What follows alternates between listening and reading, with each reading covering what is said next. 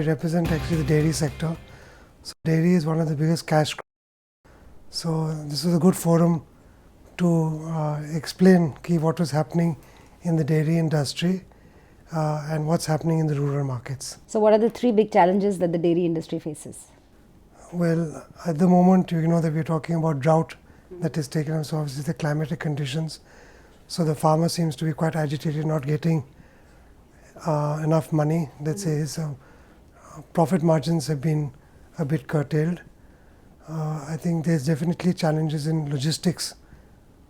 When I say logistics, it means transportation of the raw milk to ultimately to the consumer. So the cold chain, that is one thing to be built up, which is a big challenge to be developed. And of course, ultimately, the consumer.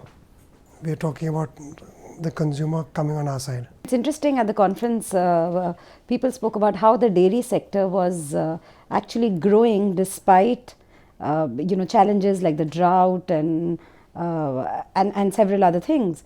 Why do you think that has happened? So why milk has grown is a number of reasons. One is that where milk is, where water is available, right? Milk has not got that affected that badly, and milk obviously technology has helped to increase the yield.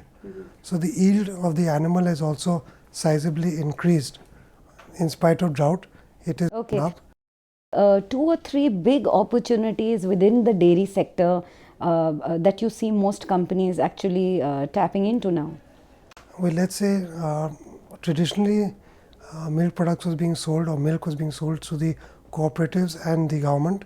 Now we find a lot of new players coming in, whether it is the multinationals like Danone has come in, right? You got Lactasis that has come in, because they find, as well as in the private, there are a lot of private players who have come in because they find there's a lot of opportunity in new age products.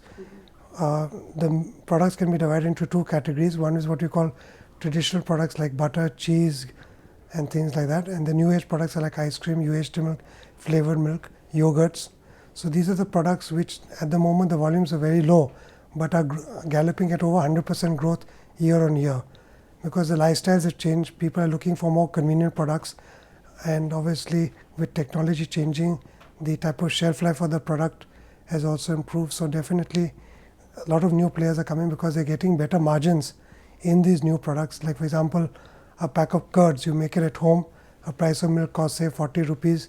The milk to make a kilo of curds costs only about 40 rupees, whereas you go to a supermarket, you buy a pack of Amul curd or Nestle curd, it costs 45 rupees for 400 grams.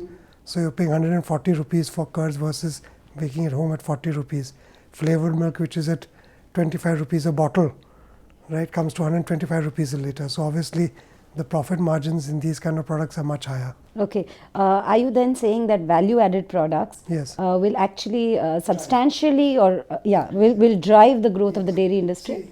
Liquid milk is only growing at around 2 to 4%, not much at all, liquid milk. But obviously the volumes are very large. You can say the total milk market is about 5 lakh, out of which 1 lakh is in the organized sector, 4 lakh is unorganized sector. And as I said, it's the traditional products which are growing less, but the new age products, like I just mentioned, like the flavored milk, the UHT and things, those are growing rapidly. So you can see more and more customers are making a shift to convenience products and these. So definitely the companies are looking for these kind of products, and of course expanding their distribution reach. Where they were regional players, they're becoming national players, right?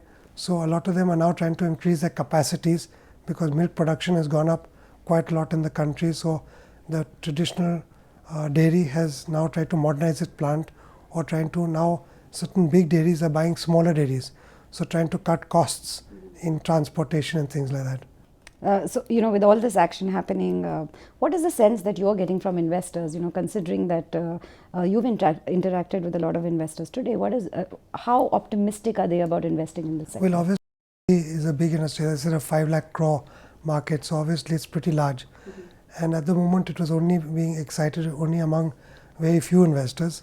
But obviously, as the world sees, India has got such a large population, where we are the largest milk producer, as well as we are the largest consumer milk products.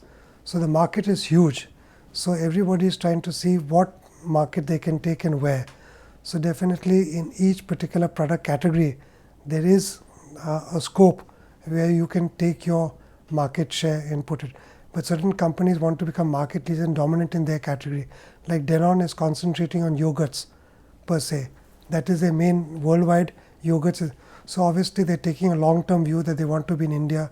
Lactasis took a big, they're a French company, they've taken a big stake here. They want to have a long presence in India, right? As we can see that Nestle has been in dairy, they want to increase their base.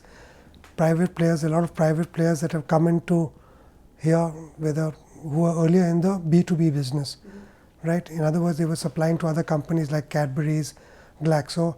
Now these same companies want to build up their own brands because they realize that B2B does not give enough realization, whereas B2C, going directly to the consumer, at least there's much more awareness, and obviously the margins are better, and plus there's more rotation of money. It's interesting you talk about B2C. How are customer tastes and preferences changing? Well, I would say definitely there have been traditional customers who've been loyal. Let's say among the younger people, there's more sort of flirting with various products because people are looking for more novelty, more innovation. In ice creams, you're not stick to your chocobar. Today, now you would like to try new types of ice creams, new flavors, right? The youngsters not wanting to be bored with something they sing. In curds, you got your probiotic. Today, which is very surprisingly like milk, price depends on the fat content. Now, slim milk is zero fat, but you see a Nestle milk or a slim milk is priced higher than the normal price of milk. That's marketing. So it's obviously the consumer is now fat that he wants to be healthy, wants to be trim, right? So go into products that are not. Ghee was considered not to be had. Now people are saying ghee is good for you, right? So there's been a lot of changes in the marketplace. Earlier, cheese was not an item to be eaten. Now you find that the penetration of cheese has sizably increased.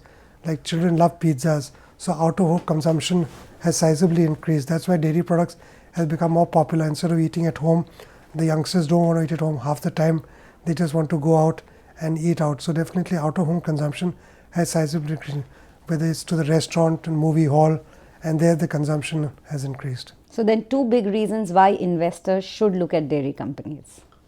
Well, I would say we're bigger consumers, so the market is huge, right?